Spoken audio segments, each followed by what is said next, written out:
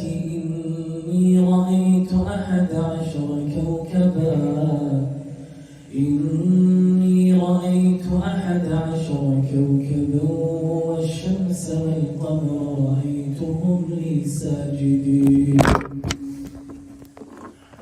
قال يا بني لا تقصص رؤياك على إخوتك فيكيدوا لك كيدا إن الشيطان للإنسان عدو مبين. وكذلك يجتبيك ربك ويعلمك من تأويل الأحاديث ويتم نعمته عليك وعلى آل يعقوب كما أتمها على أبويك من قبل إبراهيم وإسحاق إن ربك عليم حكيم. لقد كان في يوسف وإخوته آيات للسائلين إذ قالوا ليوسف وأخوه أحب إلى أبينا منا ونحن عصبة إن أبانا لفي ضلال مبين. اقتلوا يوسف أو اطرحوه أرضا يخل لكم وجه أبيكم وتكونوا من بعده قوما صالحين. قال قائل منهم لا تقتلوا يوسف وألقوه في غيابة الجب يلتقطه بعض السيارة إن كنتم فاعلين. قالوا يا أبانا ما لك لا تأمنا على يوسف وإنا له لناصحون أرسله معنا غدا يرتع ويلعب وإنا له لحافظون. قال إني ليحزنني أن تذهبوا به وأخاف أن يأكله الذئب وأنتم عنه غافلون. قالوا لئن أكله الذئب ونحن عصبة إنا إذا لخاسرون. بسم الله الرحمن الرحيم. الحمد لله رب العالمين وصلى وسلم على أشرف الأنبياء وإمام المرسلين نبينا وحبيبنا وقائدنا وقرة أعيننا محمد بن عبد الله عليه وعلى آله الطيبين وأصحابه وجميع من أفضل الصلاة والتسليم. After praising Allah Jalla fi Ula and saying salutations to our Messenger Muhammad sallallahu alayhi wa ala alihi wa sahbihi wa sallam proceed. Alhamdulillah that Allah has gathered us here this afternoon in His house. And this is a great blessing from Allah that we should be grateful to Allah for. And I ask Allah Jalla fi Ula to make this the best gathering.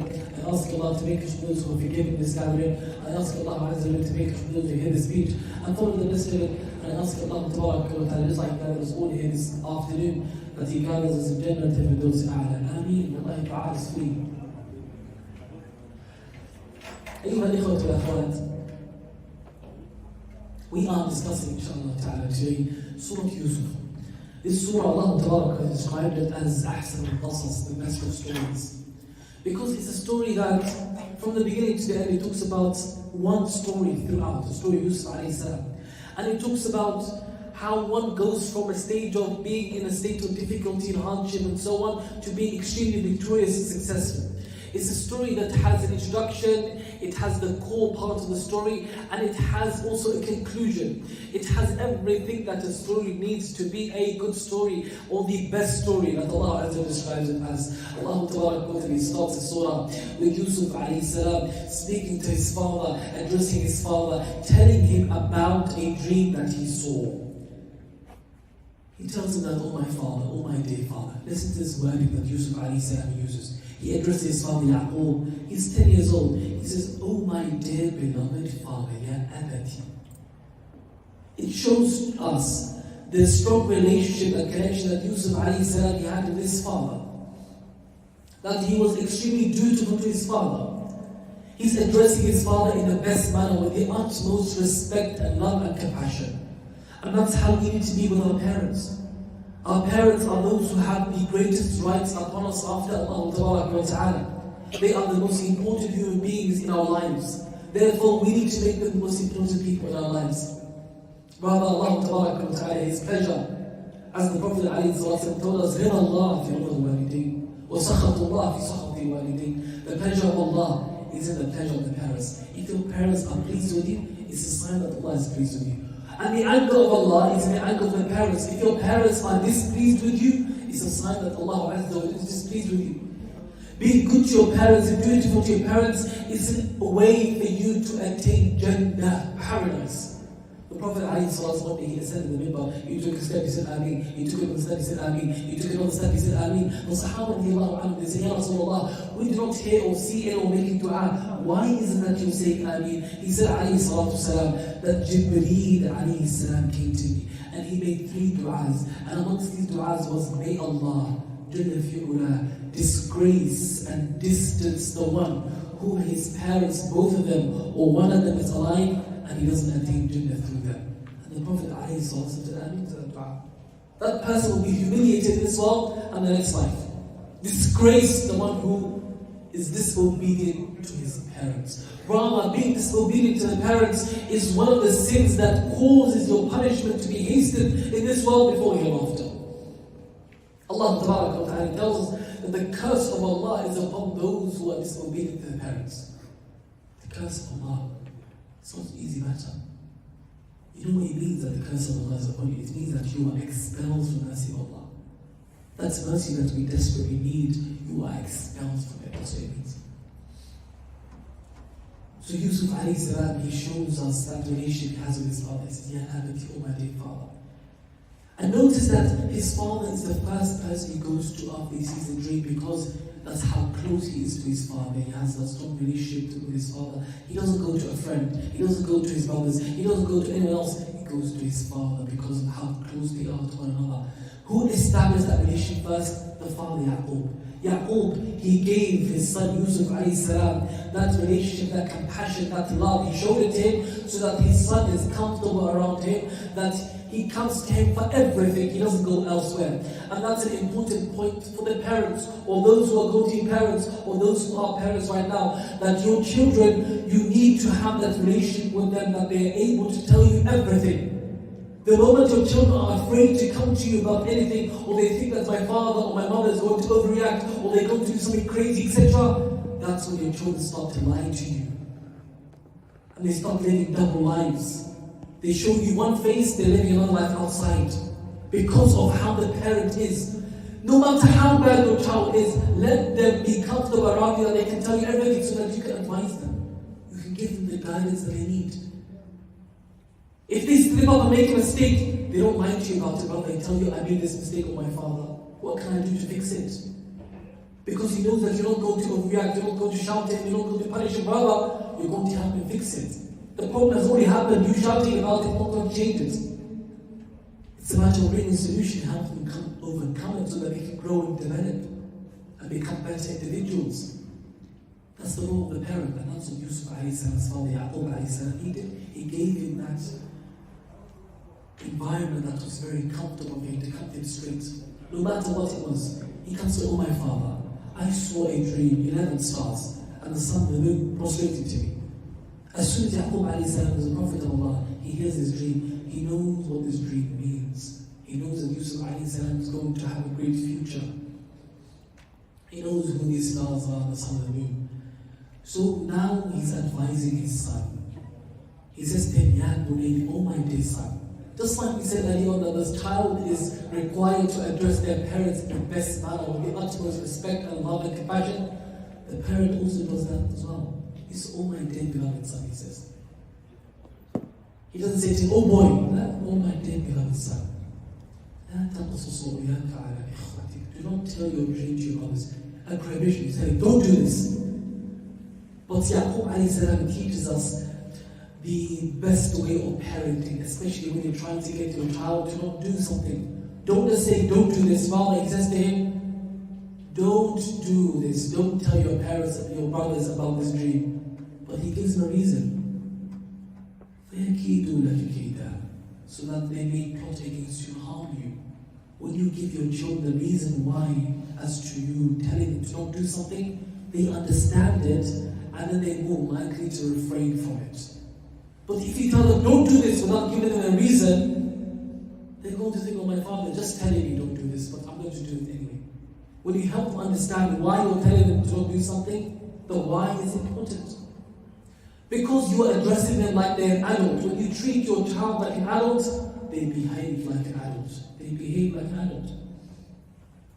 And then he says, Inna shaytan al-insani aduwwun mubin. Very shaitan is a clear enemy to mankind. Meaning that your brothers, this is not from them. It's shaitan who's going to cause them to do harm to you, so don't tell them this dream. He makes an excuse for the brothers, so he doesn't cause enmity between the brothers. And then he tells them that this dream is going to allow you to be one who's successful, just like your forefathers Ibrahim and Ishaq, that you're going to be a prophet of Allah Azza wa Jalla. Allah is going to choose you. But, despite Yusuf alayhi salam not telling his brothers, he's 10 years old, he doesn't tell his brothers anything. But his brothers, they already have this envy regarding him. They already envy him because of how close he is to their father, and how much the father loves Yusuf. And this is teaching us something that the parents, they could perhaps love a child more than another one. That's a matter of the heart. They won't be questioned about that. What they will be questioned about is when they start treating their children differently and unfairly. They give something more to this child more than the other one. That Allah will hold you accountable for. But that which is in the heart, Allah will not hold you accountable for, as long as you don't show it. So Yaqub alayhi salam treated them all the same. However, they still resented Yusuf because of that feeling that Yaqub had in his heart that he can't change, that he can't control. So now the brothers, they come together having a meeting. And when they have this meeting, they're discussing, what are we going to do with Yusuf alayhi salam? We need to eliminate the threat. So they go from 0 to 100 quickly. They say, kill Yusuf. Imagine your own brother saying, kill me. That teaches us that envy, this illness we have, jealousy and envy, it blinds an individual to reality. It can drive one insane to do things that they would never think of. Imagine killing your own brother because you envy them. And it also teaches us that jealousy and envy, it does not only come from those who are distant from you, it can come from the closest people to you. Therefore, it is upon us to not display our blessings unnecessarily. The blessings that Allah has granted you, don't display them unnecessarily. Rather, the blessings that Allah has granted you, the ones that you do not need to expose to others, don't expose it. But unfortunately, we live in a time where people, they feel that it's necessary to expose and display every single blessing on social media. Everything. Once he's eating, he has to record it. What happens in his house, he has to record it. Every step he takes, he has to record it. He has to display it to the world. No, the Prophet ﷺ told us that which is not necessary for you to display, especially the significant things that are private in your life, keep it private. He said, fulfill your affairs in secrecy, your significant affairs in your life. Why? Everyone who possesses a blessing is envied. That's the reality. To the extent that Allah He taught us to seek His protection from envy when it occurs. Every single day when we recite this ayah, and from the evil of the envy, yet when he envies, because of how serious and how dangerous it can be. So now Yusuf alayhi salam's brothers, because of that envy, they're planning to kill their brother. And they said, اقتلوا يوسف أو اطرحوه أرضا يخل لكم وجه أبيكم. Kill Yusuf and get rid of him, or get rid of him, and send him to a land that's far away, and then the animals can perhaps eat him as well. And in both ways, whether you do this, you kill him yourself, or the animals eat him, you would have eliminated him. Now, it's impossible for all of them, all 10 of the brothers, to be in agreement to kill Yusuf. There's going to be at least one who's saying, you know what, this is not right. So that's what happens. But you know what they said? You know how they justified what they were going to do? They said, وَتَكُونُوا مِنْ بَعْدِهِ قَوْمًا صَالِحِينَ. Listen to this point. They knew what they were doing was wrong. They knew that they were in error. They knew that this is unacceptable, primitive, this is what they're going to do. But you know what they convinced themselves? They try to justify what they're going to do by saying, after we do it, we are going to be righteous people. We're going to do good things after that. That's what make up for it. No, Allah is teaching us that if you do an evil deed and it's going to lead to you, quote unquote, doing the righteous thing after, it's not allowed, it's not acceptable. It means do not justify the goal. Or the goal does not justify the means. So one of them says, one of the brothers who was very close to Yusuf, and the brother Benjamin, he says, لا تقتلوا يوسف, do not kill Yusuf. He says, rather, I have another suggestion. Throw him into a well in the middle of nowhere, and a caravan can come and take him. What does this teach us? It teaches us that when you have two options that are as bad as each other, you can choose an option that's lesser of those two options. So he chose the lesser evil, so that he agreed to it, so he can protect Yusuf from being killed. So perhaps there's another option for him. So they agreed. Now they need to go to Yaqub alayhi salam, convince him. They go to their father. Why don't you trust us with Yusuf? You're always protecting Yusuf from us. Why don't you ever allow us to take out Yusuf? Yaqub alayhi salam, he tries to justify by saying, look, I'm afraid he's young. I'm afraid that perhaps the wolves are going to eat him, that they're going to harm him. And they said, no, what you're saying is that when there's 10 of us, there's many of us, how can a wolf ever attack our brother when there's so many of us? We're grown men, we can protect our brother. We're going to take him. So they finally convinced their father Yaqub to take him. Now they are ready to fulfill their plot. Yusuf alayhi salam knows about their plot.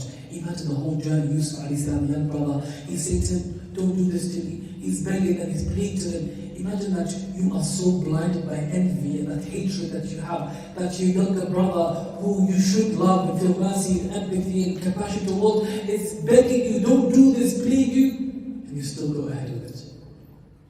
You see how dangerous envy is and hatred. What he calls an individual to do. So they take Yusuf alayhi salam to the well. They strip him of his clothes naked. He struggles against them, but they throw him into the well. When they throw him into the well, now they leave. And they take his clothes, they slaughter a goat, the blood of the goat, they place it on the clothes of Yusuf alayhi salam, and then at night time they come to their father.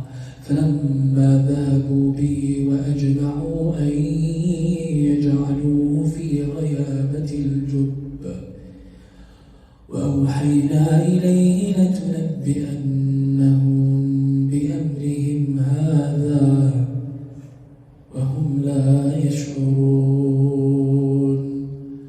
وجاءوا أباهم عشاء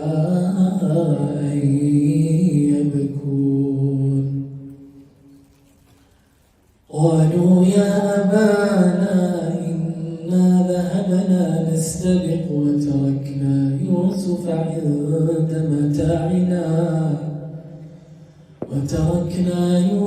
عند متاعنا فأكله الذئب وما أنت بمؤمن لنا ولو كنا صادقين.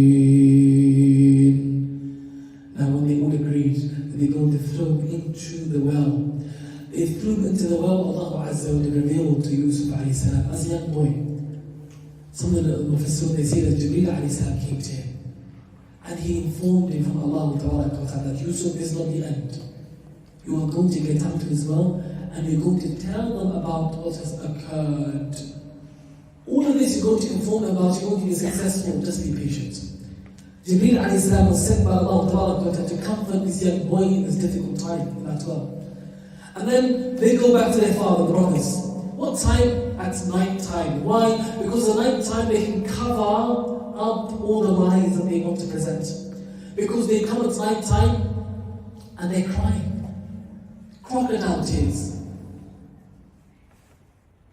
They're crying crocodile tears to convince their father that something terrible has happened and that they regret it. But they need the darkness to cover up their pretense. So they come at night. And then they say, oh father, we were competing and playing and we left Yusuf alayhi salam with our stuff. And then he was eaten by a wolf. And you are not going to believe us even if we're telling the truth.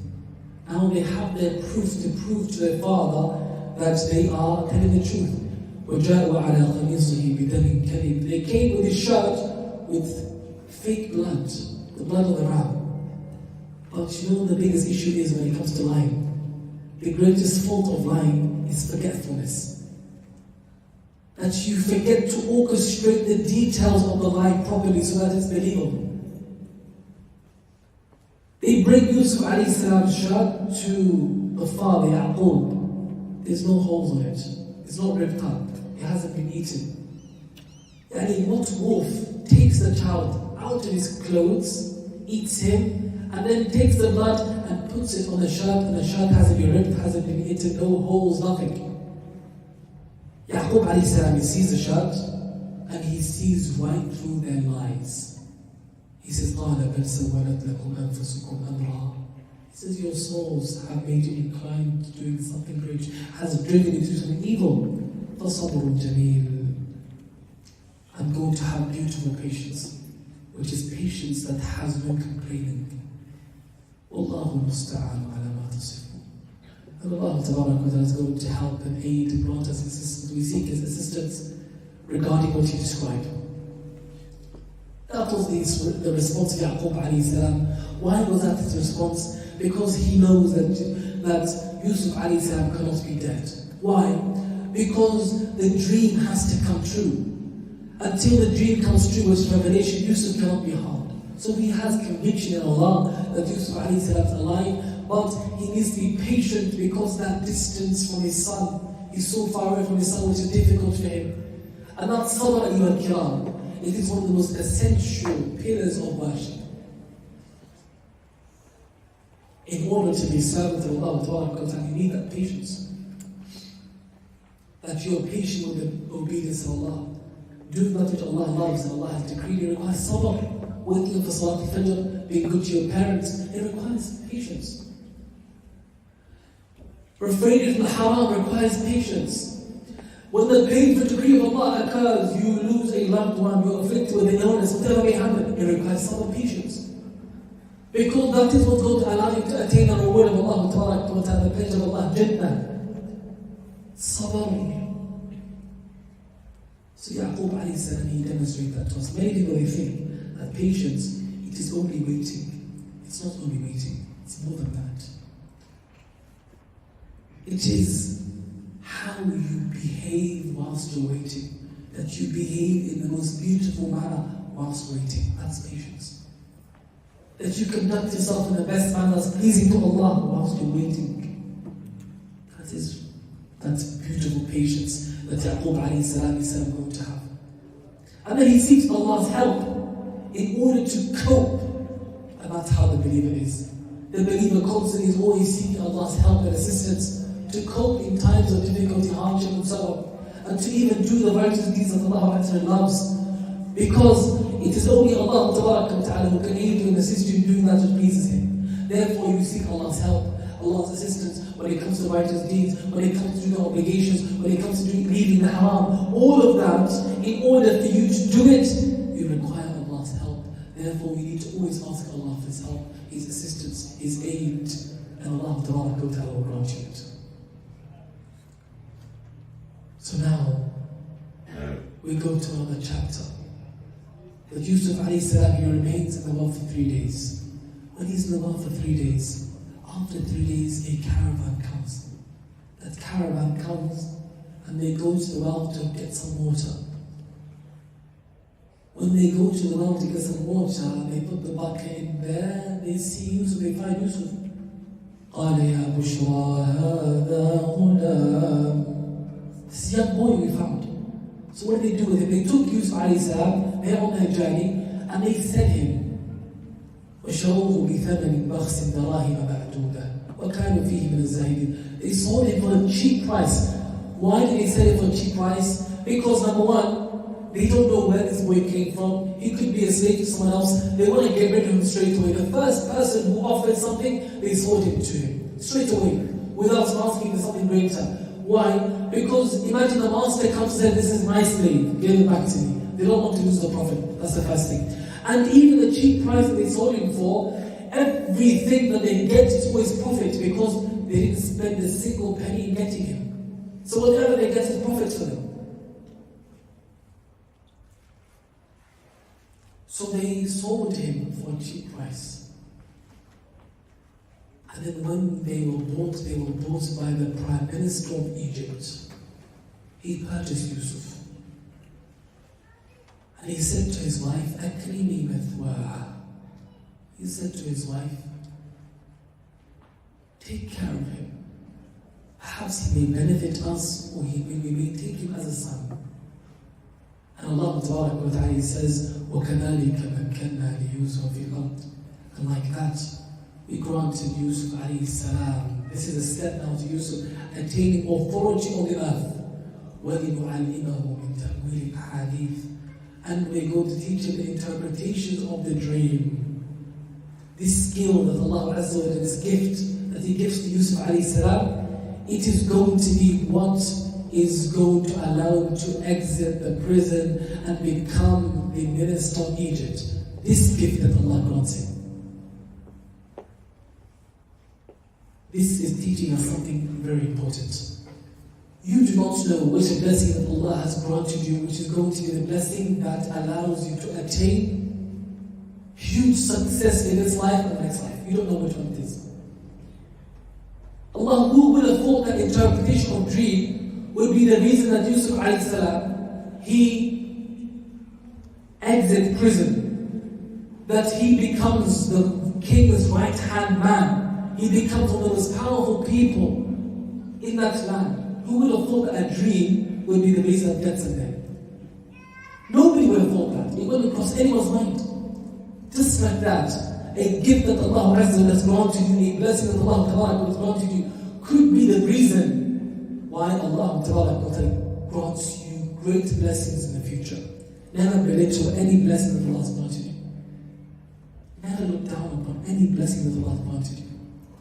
It could be the smallest thing that you may overlook, which could be the blessing that opens doors for you, literally, like it did for Yusuf alayhi salam.